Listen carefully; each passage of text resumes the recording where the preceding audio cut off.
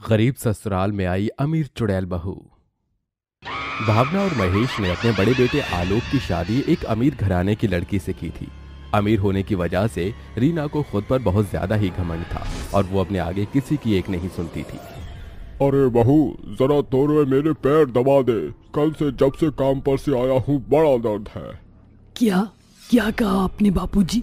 मैं पाँव दबाऊं आपके? माफ कीजिए, लेकिन मैं ऐसा कुछ भी नहीं करूंगी। आपके पैरों से कितनी गंदी बदबू आती है। छी, मैं आपके पाँव नहीं दबाने वाली हूँ। आप बहू से क्यों कह रहे हैं? लाइए मैं दबा देती हूँ। रीना अपने ससुर को एक की 10 बातें सुनाकर चली गई। कुछ देर बाद रीना का देवर नीरज आलोक का दिया हुआ नेकलेस रीना के लिए लेकर आता है। माँ, भाभी कहाँ है? बेटा वो तो अपने कमरे में है। अच्छा, भाभी भाभी। रीना अपनी आंखें मसलती हुई सीढ़ियों से नीचे आई। क्या हुआ देवर जी? क्यों लाउड स्पीकर की तरह बजते ही चले आ रहे हो? भाभी ये देखिए, ये खूबसूरत सा हार भैया ने मुझे आपको देने को बोला है। दिखाना जरा कैसा है। हाँ ये, अरे ऐसे हार तो मैं अपने मायके में अपनी नौकरानियों को दे देती थी। ये हार मेरी गर्दन के लिए नहीं बना। देवर जी से ना आप अपनी सस्ती सी दुल्हन के लिए रख लीजिए, शादी पर काम आ जाएगा। भाभी ऐसे क्यों बोल रही हो? भैया ने ये आपके लिए कितने मन से खरीदा होगा। आप हमेशा अपनी अमीरी की हेकड़ी हमें क्यों दिखाती रहती हो? नीरज, हेकड़ी की क्या बात है? मैं तो अमीर ही हूँ। मुझे क्या पता था कि मुझे बोको नंगो का ससुराल मिलेगा। बस बहुत हुई तेरी बदतमीजी बहू। अरे यहाँ तेरे ससुर भी हैं, थोड़ी तो शर्म कर। आपने अभी मेरा बेशरम रंग देखा ही कहाँ है सासू माँ? और क्या हुआ अगर बापूजी हैं तो? सच्चाई का आईना तो सभी को दिखाना जरूरी होता है। आज तो तूने हद ही कर दी रही ना बहू। आने दे आलोक को, अब वही तुझे समझाएगा। क्यों? आलोक जी के आने पर ऐसा क्या करेंगी आप? तेरे घमंड को तो अब मेरा बेटा ही चूर चूर करेगा। आप आलोक जी को कुछ भी नहीं बता पाओगी सासू माँ, बिकॉज मैं आपको ऐसा करने ही नहीं दूंगी। अगर आपने आलोक जी को कुछ भी बताने की कोशिश की तो मैं आलोक जी को लेकर यहाँ से कहीं दूर रहने चली जाऊंगी। रीना घर में बवाल खड़ा करके खुद आराम से अपने कमरे में सोने चली गई। हे भगवान, ये कैसी स्थिति आ गई है। आगे कुआं तो पीछे खाई। अगर आलोक को कुछ भी बताया तो बेटा ही छिन जाएगा, और अगर नहीं बताया तो ये बहू ऐसे ही हमारे सीने में चूरा भोंकती रहेगी। अब मैं क्या करूं? माँ, तू इतनी ज्यादा फिक्र क्यों करती है? ये चुड़ैल भाभी कुछ भी नहीं कर पाएगी। मुझे यकीन है कि भाई सच का साथ देंगे। बेटा तू नहीं जानता, अगर मेरा बेटा मुझे छोड़कर चला गया तो मेरे दिल पर क्या बीतेगी। भावना अपनी बहू के आगे हार सी गई। वो आलोक के घर लौटने पर भी उसे कुछ नहीं बताती। अरे रीना, जल्दी से खाना लाओ, आज तो ऑफिस में बहुत काम था। अभी लाई। रीना आलोक के लिए खाना ला रही थी, लेकिन आलोक की नजर उसके गले पर थी। अरे रीना, मैंने तुम्हारे लिए एक नेकलेस भेजा था, क्या हुआ? तुमने पहना नहीं? वो आलोक जी, वो ना माँ ने मेरे हाथ से छीन कर खिड़की से बाहर फेंक दिया। माँ ने फेंक दिया? लेकिन क्यों? वो माँ बोल रही थी कि कभी मेरे लिए तो कुछ नहीं बेचता और अपनी बीवी के लिए कितना कुछ करता रहता है। झूठ! आलोक ये झूठ बोल रही, मैंने ऐसा कुछ भी नहीं किया। माँ, रीना को झूठ बोलकर क्या मिलेगा? और अगर आपको भी चाहिए था तो मुझे बोल देती, मैं एक और ले आता। आलोक उठकर चला गया। रीना अपनी सास की तरफ थोड़ा मुस्कुराई और फिर वो भी आलोक के पीछे पीछे चली गई। इसी तरह से दिन बीतते जा रहे थे। रीना का घमंड भी दिनों के साथ साथ तरक्की पर था। लेकिन एक दिन आलोक अपने ऑफिस जा रहा था और वो अपनी मीटिंग की जरूरी फाइल्स घर में ही भूल गया। अरे नहीं, मैं फाइल्स लाना तो भूल ही गया। अच्छा है, अभी याद आ गया, जल्दी से ले आता हूँ। आलोक अपने घर की तरफ निकला तो वहीं दूसरी तरफ घर में। आज कितनी ज्यादा गर्मी है और आपके घर में तो एसी भी नहीं है। मैं कोई सफाई वफाई नहीं करने वाली, आप खुद ही करो। तुझसे करने को कह भी कौन रहा है? तू ठहरी अमीर घराने की, मैं खुद ही कर लूंगी। और बापूजी, आप हमेशा इसी जगह बैठे रहते हो। अरे कभी अपने हाथ पैर भी हिला लिया करो। चलो जल्दी से मुझे हवा करनी शुरू करो। अरे करो अभी। बहू, वैसे तूने हद कर रखी है। हम बस अपने बेटे की तरफ से मजबूर हैं, वरना तुझे तो हम कब का घर से निकाल दे। जितनी तेज मुंह चला रहे हैं उतनी तेज हाथ भी चलाइए। भावना पूरे घर के फर्श पर से पोछा लगा रही थी तो दूसरी तरफ महेश रीना को हवा कर रहा था। लेकिन ये सारा मंजर आलोक ने अपनी आंखों से देख लिया था। माँ रुक, ये तू क्या कर रही है? और बाबा आप? अरे आप यहाँ कैसे? मैं अपनी मीटिंग की कुछ जरूरी फाइल से ही भूल गया था, बस उन्हें ही लेने आया था। लेकिन रीना, शायद महाकाल मुझे ये सब मेरी खुद की आंखों से दिखाना चाहते थे। देखो रीना, अगर तुम्हारा यही हाल रहा तो मैं तुम्हें छोड़ दूंगा, इसलिए अभी भी वक्त है, संभल जाओ। आलोक रीना को समझाकर ऑफिस चला गया, लेकिन रीना के कहाँ कोई असर होने वाला था। इसी तरह कुछ दिन बीत गए, लेकिन रीना की आदतों में जरा भी बदलाव नहीं था। तब एक दिन नीरज ने आलोक से कहा, भैया आप भाभी को लेकर खुद ही अलग हो जाइए, या फिर आप भाभी का कुछ कीजिए। मैं माँ को ऐसे झुलसते हुए नहीं देख सकता। नीरज आलोक की बात सुने बिना ही वहां से चला गया, लेकिन आलोक के दिमाग में एक कमाल का आइडिया दे गया। अगले दिन आलोक शारदा नाम के एक चुड़ैल को अपने घर लेकर पहुंचा। ये कौन है? ये शारदा है। माँ कहाँ है? क्या बात है आलोक, क्यों बुला रहा है? सभी आ चुके हैं तो मैं सबको एक बात बताना चाहता हूँ कि मैं दूसरी शादी कर रहा हूँ, वो भी शारदा से। ये क्या बकवास है? ये बकवास नहीं, सच है। और रीना, मैं तुम्हें छोड़ूंगा नहीं, बस तुम्हें घर से अलग किसी और घर में रख दूंगा। और शारदा यहाँ मेरे माँ बाबा की सेवा कर लिया करेगी। वैसे भी शारदा किसी अमीर खानदान से भी नहीं है, तो वो यहाँ हमारे साथ अच्छे से एडजस्ट हो जाएगी। आलोक की बातें सुनकर रीना को उसकी गलती महसूस हो गई। नहीं आलोक जी, ऐसा मत करना। मैं अपने किए पर शर्मिंदा हूँ। अमीरी के नशे में कुछ ज्यादा ही चूर थी, लेकिन अब मेरी आंखें खुल गई हैं। मैं आपके माँ बाबा के साथ रहकर उनकी सेवा करने को तैयार हूँ, मगर आप दूसरी शादी मत कीजिए प्लीज। प्लीज माँ बाबा, आलोक जी और देवर जी, आप सभी मुझे माफ कर दीजिए। रीना की बात सुनकर आलोक को बहुत खुशी हुई। अरे रो मत रीना, मैं तुम्हें ऐसे नहीं देख सकता। ये सब बस तुम्हें समझाने के लिए एक नाटक था। मुझे बहुत खुशी हुई कि तुम समझ गई। उस दिन के बाद से रीना ने कभी अपने परिवार के साथ बुरा बर्ताव नहीं किया। वो सभी के साथ मिलजुल कर खुशी खुशी रहने लगी और सभी कुछ ठीक हो गया। भूतिया ईद का चांद। गर्मियों के दिन थे। शहजाद और उसकी पत्नी ऐमन अपने छोटे बच्चे सुहेल के साथ अपने नए घर में रहने एक गांव जा रहे थे। बेटा, हम अपने नए घर बस पहुंचने ही वाले हैं। अम्मी, हमारा घर कैसा दिखता है वो तो मुझे भी नहीं पता। इस बारे में तुम्हारे अब्बू जानते हैं। हमारा घर बहुत ही अच्छा है। मुझे यकीन है कि तुम दोनों को उसे देखकर बहुत खुशी होगी। ट्रेन का सफर जारी था। सभी हंसी खुशी सफर कर रहे थे कि तभी ट्रेन रुक जाती है। अरे, इतनी जल्दी हमारा स्टेशन आ भी गया। चलो बेगम, उतरते हैं। जी। ये हमारा नया घर। ये मैं बहुत सारे नए नए दोस्त बनाऊंगा। ये हाँ, लेकिन अब जल्दी से घर चलो। शहजाद और ऐमन ट्रेन से उतरकर अपने गांव पहुंचे। माशाअल्लाह, ये गांव तो बेहद खूबसूरत है। मैंने बोला था ना बेगम, और वो जगह तो और ज्यादा खूबसूरत है जहां पर हमारा घर है। जल्दी से हमें हमारे घर ले चलिए, अब और इंतजार नहीं होता। अम्मी, अब्बू, मैं थक गया हूँ। मेरे शहजादे, थक गए हो तुम? कोई बात नहीं, आओ मैं तुम्हें पीठ पर उठा लेता हूँ। शहजाद सुहेल को पीठ पर उठाकर चलने लगता है। कुछ दूर चलकर वो अपने नए घर तक पहुंच जाते हैं। घर वाकई में बहुत ही खूबसूरत था। उसके चारों तरफ हरियाली और फूल थे, तो वहीं कुछ दूरी पर बड़े बड़े सरसों के खेत थे। माशाअल्लाह, ऐसा नजारा तो मैं पहली बार देख रही हूँ। सुहेल बेटा, देखो हमारा घर आ गया। सुहेल अपने अब्बू की पीठ पर सो गया था। आवाज मत करो, लगता है किसकी आंख लग गई है। सो गया है। जी, चलिए जल्दी से अंदर चलते हैं। इफ्तार का वक्त भी बस होने वाला है। दोनों मियाँ बीवी अंदर गए और अपने घर को अच्छे से देखने लगे। कुछ देर बाद अजान हो गई और उन दोनों ने अपना रोजा खोला। इस तरह से उनके दिन खुशी खुशी बीत रहे थे और आज ईद की चांद वाली रात थी। सुनिए, आज ईद का चांद दिखाई देगा। हाँ तो? कितनी अजीब बात है ना कि आज चांद रात है और बाहर सड़क पर कोई भी नहीं है। यहाँ पर तो परिंदा भी पर नहीं मार रहा है। हाँ, थोड़ा सा अजीब तो मुझे भी लगा था, लेकिन सबकी अपनी अपनी मर्जी। हो सकता है कि यहाँ के लोगों को ईद का चांद देखना पसंद ही ना हो। भला ये क्या बात हुई? पूरे रोजे इस जगह कितनी रौनक रही है और ईद आते आते इतना सन्नाटा। लेकिन चलो छोड़ो, हम लोग तो चांद जरूर देखेंगे, है ना सुहेल? आज चांद रात है। ये मैं चांद देखूंगा, मैं चांद देखूंगा, ये। लेकिन मम्मी, चांद कब निकलेगा?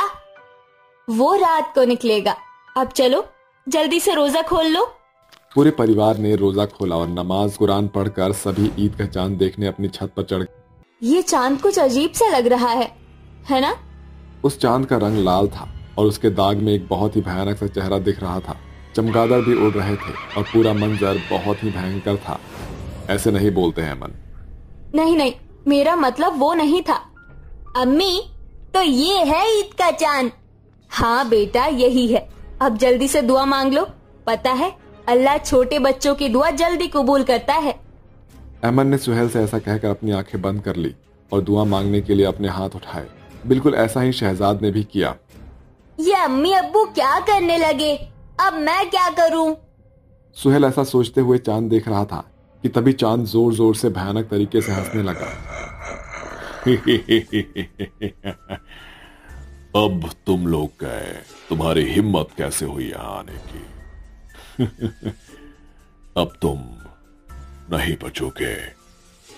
चांद की आवाज सुनकर शहजाद और अमन ने अपनी आंखें खोली।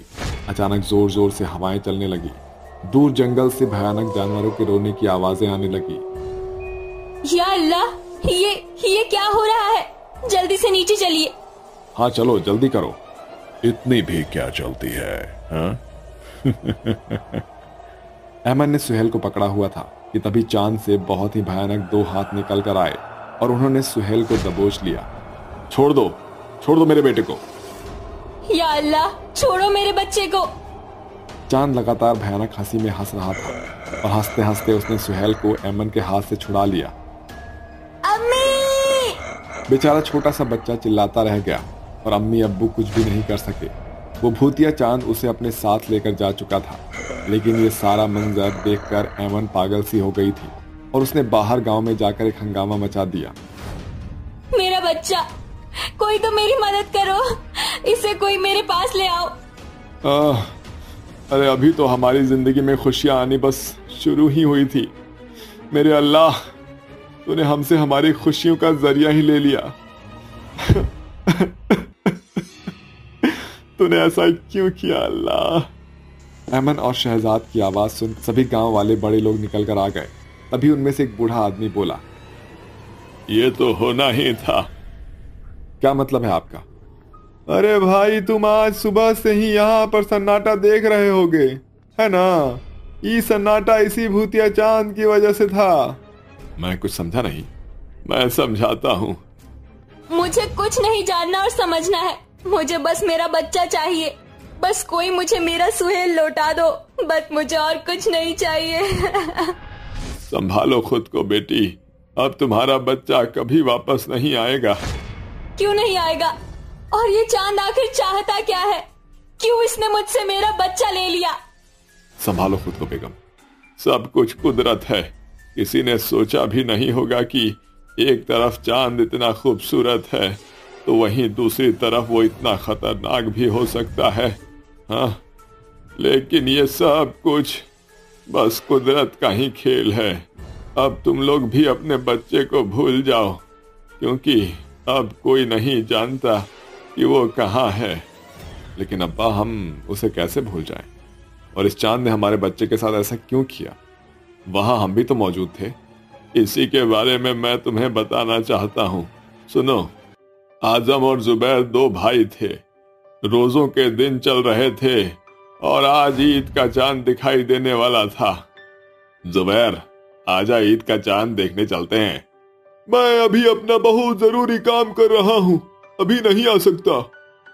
अम्मी भी छत पर है, चल रेस लगाते हैं। कैसी रेस? जो भी अम्मी को पहले छूकर आएगा वो जीतेगा। बोल मंजूर? मंजूर। आजम और जुबैर बिना सोचे समझे तेजी से भागने लगे। वो भागते हुए तेजी से सीढ़ियों पर चढ़ रहे थे और रेस को जीतने के लिए उन्होंने आपस में धक्का मुक्की शुरू कर दी। अरे बच्चों, इस तरह मत करो, तुम्हें चोट लग जाएगी। उनकी अम्मी ने उन दोनों को बहुत रोका, लेकिन धक्का मुक्की में जुबैर और आजम दोनों ही छत से नीचे गिर गए। हमारी चांद को देखने की ख्वाहिश अधूरी रह गई। अब इस चांद को कोई भी बच्चा नहीं देख पाएगा। और तभी से उन बच्चों की आत्मा उस चांद पर चली गई। इसीलिए कोई भी तब से इस गांव में ईद का चांद देखने नहीं निकलता है, क्योंकि इस घटना के बाद बहुत से बच्चों को हमने भी खोया है। सभी तरफ शांति हो गई थी। सभी चुपचाप खड़े थे। ऐमन और शहजाद भी अब उस बूढ़े आदमी की बात सुनकर शांत हो चुके थे। मेरा बेटा अब कभी नहीं आएगा। अब उसका दुख मत करो, जो चला गया वो चला गया। अपनी जिंदगी को खूबसूरत बनाने के लिए आगे की तैयारी करो। अच्छा चाचा, एक बात बताइए, इस मुसीबत से निकलने और इन बच्चों की आत्माओं को शांति दिलाने के लिए कोई रास्ता नहीं है क्या? कुछ चीजें हमें कुदरत के हवाले ही कर देनी चाहिए। हर चीज का इलाज इंसानों के पास नहीं होता है बेटा। बूढ़ा आदमी ऐसा बोलकर वहां से चला गया। ऐमन और शहजाद ने भी उस घर को हमेशा हमेशा के लिए छोड़ दिया और वो लोग शहर में आकर वापस रहने लगे। ये एजुकेशनल स्कूल में आज फेयरवेल पार्टी का दिन था। सभी बच्चे बहुत ज्यादा खुश थे। देखो मेरे प्यारे बच्चों, तुमने बहुत साल इस स्कूल में बिताए हैं, लेकिन अब तुम यहाँ से जा रहे हो। तो इस बार हम सभी टीचर्स ने ये प्लान किया है कि क्यों ना हम लोग इन आखिरी यादों को और भी खास करें।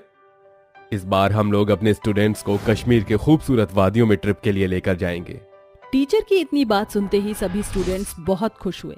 सारे बच्चों ने जल्दी जल्दी से घर जाकर अपना सामान पैक किया और सभी ट्रिप के लिए निकल गए।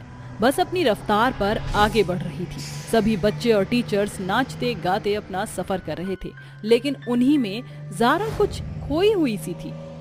क्या हुआ ज़ारा? कुछ नहीं।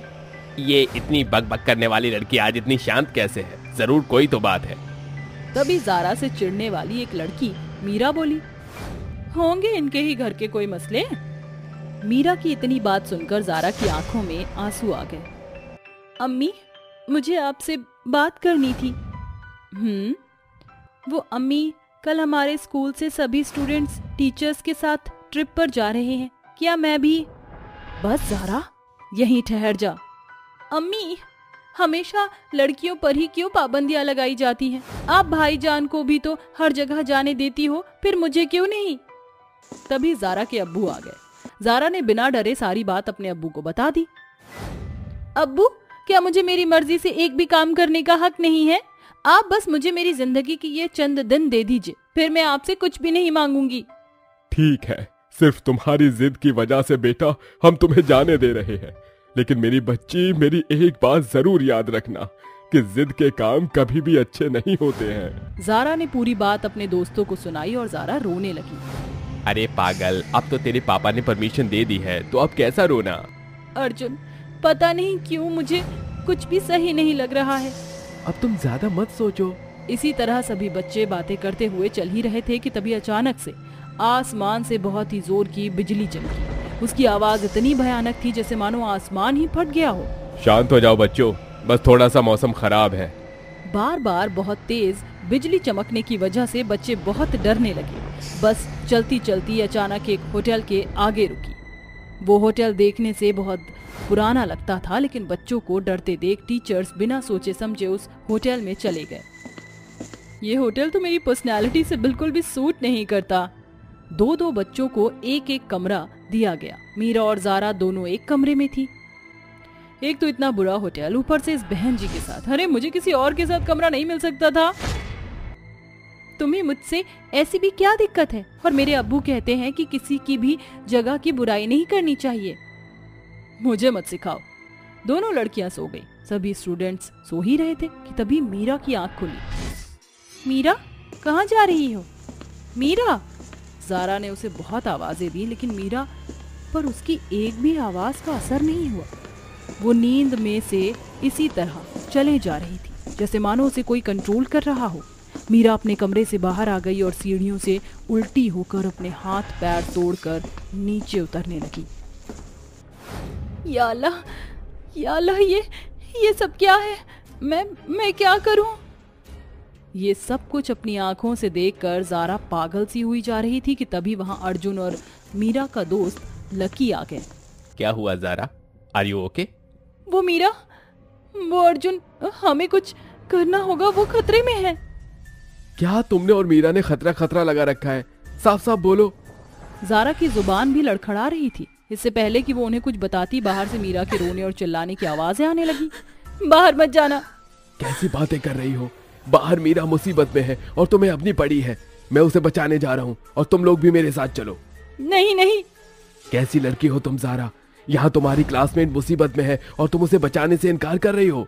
वो सभी बातें ही कर रहे थे कि तभी रोने और चिल्लाने की आवाज तेज हो गई। फिर ज़ारा खुद को नहीं रोक सकी और वो तीनों मीरा को ढूंढने रात के अंधेरे में निकल पड़े। रात के लगभग 3 बजे थे। पेड़ों के पत्ते घुंघरू की तरह आवाजें कर रहे थे।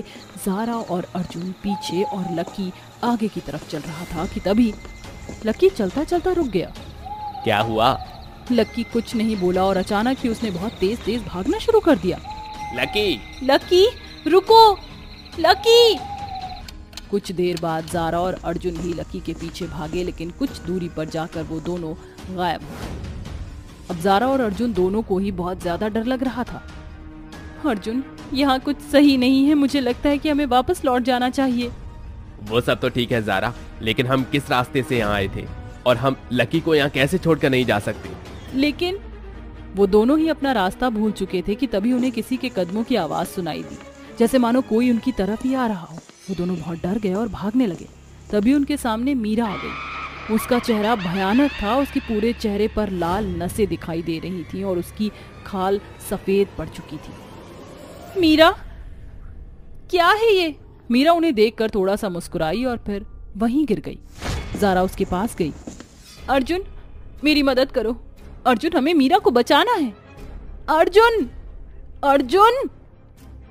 अर्जुन अपना सर नीचे किए खड़ा हुआ था। ज़ारा के पुकारने पर उसने अपना सर उठाया और जोर जोर से चीखने लगा। उसका चेहरा भी भयानक था। उसे देखकर ज़ारा जोर से चिल्लाई और भागने लगी। अर्जुन भी उसके पीछे पीछे भागा। अचानक ज़ारा भागती हुई एक बड़े बरगद के पेड़ के पास पहुंची और उसने वहां जो देखा, उसे देखकर उसके होश उड़ गए। पेड़ पर लक्की की लाश लटकी हुई थी, तो वहीं दूसरी तरफ अर्जुन उसकी तरफ आ रहा था। अर्जुन, होश में आओ, ये मैं हूँ, तुम्हारी दोस्त ज़ारा। ज़ारा के इतना बोलते ही उस आत्मा ने अर्जुन का शरीर छोड़ा और अपनी कमर तोड़कर ज़ारा की तरफ बढ़ने लगी। वो एक लड़की की आत्मा थी जिसके लंबे बाल उसके पूरे शरीर और चेहरे पर बिखरे हुए थे। उसका रंग बिल्कुल सफेद और चेहरे पर नसें थी और उसके नुकीले दांत उसे और भी ज्यादा भयानक बना रहे थे। ज़ारा उसे देखकर सब कुछ छोड़कर वहां से भागी। वो आत्मा भी उसके पीछे जा रही थी। भागते भागते ज़ारा अचानक राहुल से टकराई। ज़ारा, ज़ारा तुम कहाँ चली गई थी? पता है मैं कितना परेशान था। वो मार देगी, वो हमें मार देगी राहुल। वो आ रही है।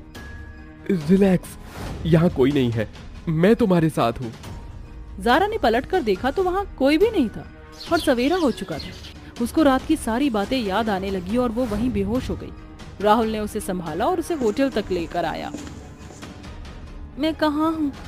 ज़ारा को जब होश आया तो उसने खुद को राहुल के कमरे में पाया, जो उसके होश में आने का बड़ी बेसब्री से इंतजार कर रहा था। आखिरकार तुम उठ गई। तुम ठीक तो हो ना? मुझे बचाने के लिए शुक्रिया, लेकिन अर्जुन, लक्की और मीरा कहाँ हैं? वो नहीं रहे।